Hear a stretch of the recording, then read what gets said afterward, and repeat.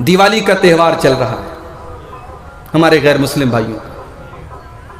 कल से बराबर मेरे पास व्हाट्सएप पर मैसेज आ रहे हैं, मौलवी साहब दिवाली की मिठाई खानी चाहिए कि नहीं खानी चाहिए, मौलवी साहब दिवाली की मुबारकबाद देनी चाहिए कि नहीं देनी चाहिए। अगर कोई ये कहता है दिवाली की मुबारकबाद नहीं देनी चाहिए, तो फिर सवाल आता है मौलवी साहब हमारे हिंदू भाई हमें ईद की मुबारकबाद दे रहे हैं, बकरीद की मुबारकबाद दे रहे हैं, शबे बारात की मुबारकबाद दे रहे हैं, और हम उनको दिवाली की मुबारकबाद ना दें। हम भारत में रहते हैं, यहाँ सबके साथ घुल मिल करके रहना पड़ता है, हम कैसे नहीं देंगे? इससे बड़ी नफरत की भावना पैदा होगी, बड़ा गलत संदेश जाएगा। तरह तरह की बातें हो रही हैं। मेरे प्यारे भाइयों, आज हिंदुस्तान की सरजमीन पर अपने हिंदू भाइयों के साथ हम रहते हैं। इस मसले का हल भी हमें अल्लाह के रसूल की सीरत में मिलेगा, क्योंकि अल्लाह ने फरमा दिया लक़द कान लकुम फी रसूलिल्लाहि उस्वतुन हसना, मेरा नबी तुम्हारे लिए नमूना है। हम ये गौर करके देखेंगे, हमारे नबी भी तो मक्का की सरजमीन पे गैर मुस्लिमों के साथ रहते थे, हमारे नबी भी मुशरिकों के साथ रहते थे। हमारे नबी ने क्या कभी उनको किसी त्योहार की मुबारकबाद दी? क्या कभी उनके किसी त्योहार की मिठाई खाई? क्या कभी आपने उनके किसी पर्व पर, उनके किसी त्योहार पर उनको शुभकामना दी? जब हम नबी की सीरत उठा के देखते हैं, पता ये चलता है अल्लाह के नबी जब मक्का में गैर मुस्लिमों के साथ रहते थे, आप उनके सुख दुख में उनके काम आते थे, उनकी परेशानियों को दूर करते थे, उनके साथ अच्छा सलूक करते थे। मगर जब मसला इस्लाम का आ जाता था, मगर जब मसला तौहीद का आ जाता था, मगर जब मसला ईमान का आ जाता था, अल्लाह के नबी कोई कॉम्प्रोमाइज नहीं करते थे। एक बार मक्का के मुशरिकीन आपके पास आए, कहने लगे ऐ मोहम्मद छोड़ो ये नफरत की बातें, तुम कहते हो एक अल्लाह की इबादत करो, हम कहते हैं 360 बुतों की इबादत करो। चलो हम एक समझौता कर लेते हैं, एक दिन तुम हमारे माबूद की इबादत करो, एक दिन हम तुम्हारे माबूद की इबादत करेंगे। एक दिन हम भी ला इलाहा इल्लल्लाह पढ़ लेते हैं, और एक दिन तुम भी हमारे लात के सामने, हमारे हुबुल के सामने, हमारे उज्जा के सामने तुम सजदा करना शुरू कर दो। ऐ मोहम्मद आओ समझौता कर लेते हैं, तुम हमारे माबूदों की इबादत करो, हम तुम्हारे माबूद की इबादत करते हैं। समझौते का ऑफर आया है। अल्लाह के नबी तो रहमत बन करके आए, आप तो चाहते हैं कि दुनिया में शांति हो जाए, मगर मेरे प्यारे भाइयों शांति का मतलब ये नहीं है हम ईमान को छोड़ दें, हम तौहीद को छोड़ दें, हम अपनी बुनियादों को छोड़ दें। अल्लाह के नबी ने मक्का के काफिरों के इस समझौते को रिजेक्ट कर दिया, उनके इस समझौते को लौटा दिया, और आपने ऐलान कर दिया कुल या अय्युहल काफिरून ला आबुदु मा ताबुदून वला अंतुम आबिदून मा आबुद वला अना आबिदुम मा अबदतुम वला अंतुम आबिदून मा आबुद लकुम दीनुकुम वलिय दीन। ऐ काफिरो तुम जिसकी पूजा करते हो उसकी मैं पूजा नहीं कर सकता, और जिसकी मैं इबादत करता हूँ उसकी तुम इबादत नहीं कर सकते। लकुम दीनुकुम वलिय दीन, तुम्हारा दीन तुम्हारे साथ है, हमारा दीन हमारे साथ है। हम तुम्हारे साथ मानवता का सलूक करेंगे, हम तुम्हारे साथ अच्छा सलूक करेंगे, हम भलाई का काम करेंगे, मगर तुम्हारे शिर्क के काम में तुम्हारा सहयोग नहीं करेंगे, तुम्हारे शिर्क के काम में हम तुम्हारी मदद नहीं करेंगे।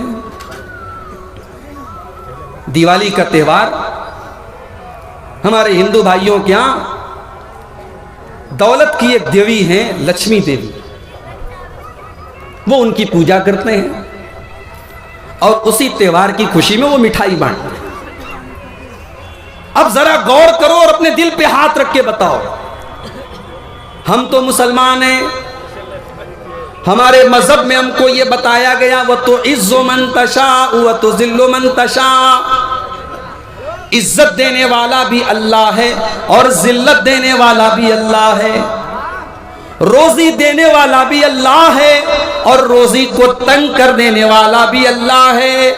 औलाद देने वाला भी अल्लाह है और औलाद से महरूम करने वाला भी अल्लाह है। मेरे प्यारे भाइयों, एक मुसलमान कभी ये अकीदा नहीं रख सकता कि दौलत किसी देवी देवता के जरिए मिलती है, इल्म किसी देवी देवता के जरिए मिलता है। इस्लाम की नज़र में ये शिर्क है और ये दुनिया का सबसे बड़ा पाप है। इस्लाम की नज़र में अगर कोई इल्म और दौलत के लिए किसी की पूजा कर रहा है, अल्लाह को छोड़ करके किसी की इबादत कर रहा है, इस्लाम की नज़र में ये सबसे बड़ा अपराध है, सबसे बड़ा पाप है। और इस्लाम ये हमसे कहता है अगर हो सके तो उसको रोक लो शिर्क करने से। अगर रोक नहीं सकते तो तुम उसको जुबान से मना करो, अगर जुबान से मना नहीं कर सकते तो कम से कम दिल से बुरा जानो। अब मेरे नौजवान साथियों, जो तुम फेसबुक के ऊपर हैप्पी दिवाली और दिवाली की शुभकामनाएं दे रहे हो, तुम अपनी गर्लफ्रेंड की वाल पे जाकर के, उनके व्हाट्सएप के स्टेटस पे जाकर के तुम मुबारकबाद उनको दीपावली की दे रहे हो। अब जरा अपने दिल पर हाथ रख के बताओ, जब तुमने दिवाली की मुबारकबाद दे दी और तुमने दिवाली की मिठाई खा ली तो तुम उस शिर्क को कहां तुम दिल से बुरा जान रहे हो? अगर तुम दिल से बुरा जानते तो उसकी मुबारकबाद न देते, तुम दिल से बुरा जानते तो उसकी मिठाई न खाते। ये बड़ी अजीब बात है। लोग कहते हैं भाई इतने सख्त मत बनो। भाई हम सख्त बनने की बात कहां कर रहे हैं? आप गैर मुस्लिमों के साथ अच्छा सलूक करें, इंसानियत का सलूक करें, अपने अखलाक से उनका दिल जीतें। ये आपसे किसने कह दिया कि आप दिवाली की मुबारकबाद देंगे और दिवाली की मिठाई खाएंगे तब आपका गैर मुस्लिम भाई आपसे खुश हो जाएगा? ये बात याद रखिए मेरे भाइयों, हमारे नबी सल्लल्लाहु अलैहि वसल्लम गैर मुस्लिमों के साथ सलूक करने के मामले में भी हमारे लिए नमूना है। मस्जिद में आप नमाज पढ़ने के लिए गए, अल्लाह अकबर कह करके आपने हाथ बांधा, नमाज आप शुरू करने जा रहे हैं। अल्लाह के नबी फरमाते हैं सल्लू कमा राअयतुमूनी उसल्ली, नमाज वैसे पढ़ो जैसे अपने नबी को तुमने नमाज पढ़ते हुए देखा है। जैसा तरीका नबी का था नमाज का, वैसे ही तरीके पर हमें नमाज पढ़नी है।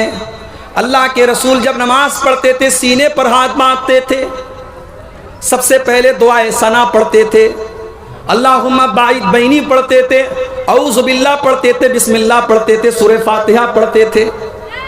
आपने ये भी फरमाया बगैर सूरह फातिहा के कोई नमाज नहीं होती। आपने ये भी फरमाया जो सूरह फातिहा न पढ़े फहिया खिदाजुन फहिया खिदाजुन, उसकी नमाज अधूरी है, अधूरी है, अधूरी है, उसकी नमाज पूरी नहीं है, उसकी नमाज पूरी नहीं है। उसके बाद अल्लाह के नबी कोई और सूरत पढ़ते, फिर आप रुकू में जाते और रुकू में जाने के पहले आप रफा यदैन करते, अपने दोनों हाथों को उठाते कंधे तक। रुकू में जब आप जाते आपकी पीठ और आपका सर बिल्कुल बराबर होता और इत्मीनान से आप रुकू करते और अपने दोनों हाथों से अपने घुटने को मजबूती से पकड़ करके आप रुकू करते। रुकू में आपने बहुत सारी दुआएं सिखाई हैं। सबसे मशहूर दुआएं सुभान रब्बियल अज़ीम, ये दुआ कम से कम 3 बार पढ़नी चाहिए, अल्लाह के रसूल पढ़ते थे। रुकू से उठने के बाद आप सीधे खड़े होते, रफा यदैन करते, अपने हाथों को कंधे तक उठाते, समी अल्लाहु लिमन हमीदा कहते, रब्बना वलकल हम्दु हम्दन कसीरन तय्यबन मुबारकन फी पढ़ते। आप इत्मीनान से खड़े रहते। उसके बाद आप सजदा करते और सजदे में जाते वक्त पहले अपने हाथों को जमीन पर रखते, फिर अपने घुटने को बाद में रखते। सजदे में कम से कम 7 चीजें जमीन के ऊपर अल्लाह के प्यारे नबी रखते थे। अपनी पेशानी को जमीन पर रखते थे, अपनी नाक को जमीन पर रखते थे, पेशानी और नाक दोनों को एक मानते थे। आप दोनों हाथों को जमीन पर रखते, दोनों घुटनों को जमीन पर रखते और दोनों पैरों को भी जमीन पर रखते और पैरों की उंगलियों को मोड़ करके उनका रुख किबला की तरफ कर लेते और आप इत्मीनान से सजदा करते। सजदे में आपने केहुनियों को जमीन पर बिछाने से मना किया और आपने फरमाया कुत्ते की तरह अपने हाथों को सजदे में जमीन पर बिछा करके सजदा न करो। मर्द का भी यही तरीका है, औरत का भी यही तरीका है।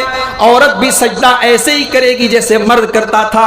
कोई भी सही हदीस ऐसी नहीं कि मर्द का सजदा करने का तरीका अलग और औरत का तरीका अलग है। दोनों का तरीका सेम होगा, दोनों का तरीका एक होगा। सजदे में आप अलग अलग दुआएं पढ़ते थे। सुबहान रब्बियल आला भी पढ़ते थे, सुब्बूहुन कुद्दूसुन रब्बुल मलाइकती भी पढ़ते थे, और भी दुआएं आप पढ़ते थे कम से कम 3 बार। सजदे से उठने के बाद इत्मीनान से आप बैठ जाते थे। अल्लाहुम्मा ग़फ़िरली वरहमनी वहदिनी वआफ़िनी वरज़ुक़नी, ये दुआ आप पढ़ते थे। फिर दूसरा सजदा करते थे। दूसरा सजदा करने के बाद इत्मीनान से आप बैठे रहते थे, और फिर उठ करके आप दूसरी रकात के लिए आप उठते थे, और जैसे आपने पहली रकात पढ़ी थी आप दूसरी रकात पढ़ते थे। अगर वो नमाज 3 रकात वाली या 4 रकात वाली होती थी, अल्लाह के प्यारे नबी 2 रकात पढ़ने के बाद अत्तहियात पढ़ते थे। और अत्तहियात में जो हदीस से जो चीज़ें साबित हैं कि अत्तहियात के शुरू से लेकर के सलाम फेरने तक आप अपनी उंगली को उठाए रहते थे। ये हमारे बहुत सारे भाइयों ने जो तरीका बना लिया है कि अशहदु अल्लाह के ऊपर उठाते हैं और इल्लल्लाह के ऊपर उंगली को नीचे कर देते हैं। माफ कीजिए, ये हदीस से साबित नहीं है। पूरे तशहुद में अत्तहियात आपने जब से शुरू की है, सलाम फेरने के टाइम तक आपकी उंगली ऐसे उठी रहेगी। बीच बीच में आप थोड़ा थोड़ा उंगली को हरकत देंगे। जब दरूद शरीफ पढ़ेंगे तब आप हरकत देंगे, दरूद शरीफ के बाद की दुआएं जब आप पढ़ेंगे तब आप हरकत देंगे। ये हरकत देना भी अल्लाह के रसूल सल्लल्लाहु अलैहि वसल्लम से साबित है।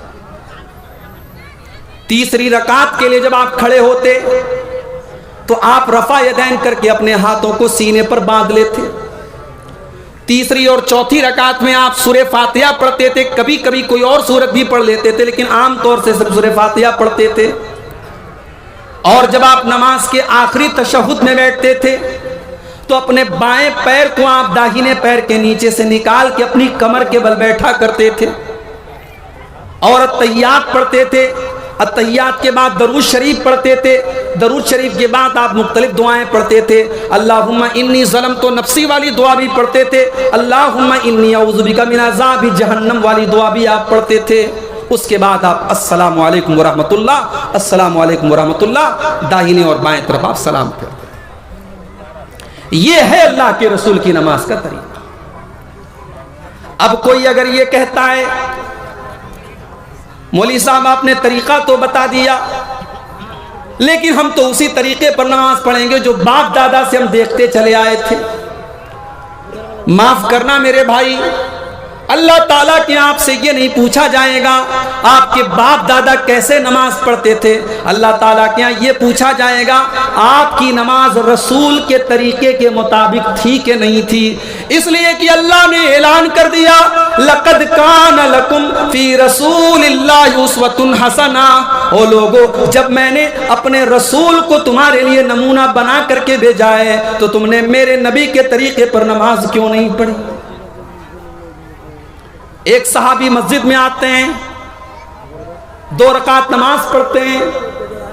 नमाज पढ़ने के बाद वो अल्लाह के रसूल को आकर के सलाम करते हैं। अल्लाह के प्यारे नबी उनके सलाम का जवाब देते हैं, और जवाब देने के बाद अल्लाह के नबी कहते हैं, इरजे फसल्ली फ़इन्नका लम तुसल्ली, जाओ तुम फिर से नमाज पढ़ो, तुम्हारी नमाज नहीं हुई।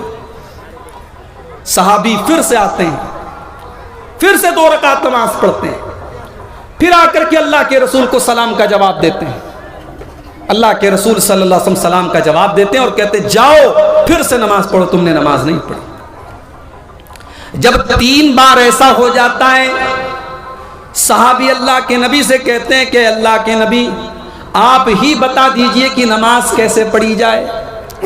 अल्लाह के प्यारे नबी अपने सहाबी को समझाते हैं, जब तुम नमाज के लिए खड़े हुआ करो तो इत्मीनान से खड़े हो जाओ, जल्दीबाजी में नमाज न पढ़ो, इत्मीनान से नमाज पढ़ो। सूरह फातिहा पढ़ो, कोई सूरत पढ़ो, फिर इत्मीनान से रुकू करो, फिर इत्मीनान से रुकू के बाद खड़े हो जाओ। तुम्हारी नमाज में सुकून होना चाहिए, इत्मीनान होना चाहिए। जल्दबाजी वाली नमाज अगर तुमने पढ़ी तो तुम्हारी नमाज अल्लाह ताला क्या मानी नहीं जाएगी। मेरे भाइयों, अपनी नमाजों का जायजा हम और आप ले लें कि हमारी नमाजें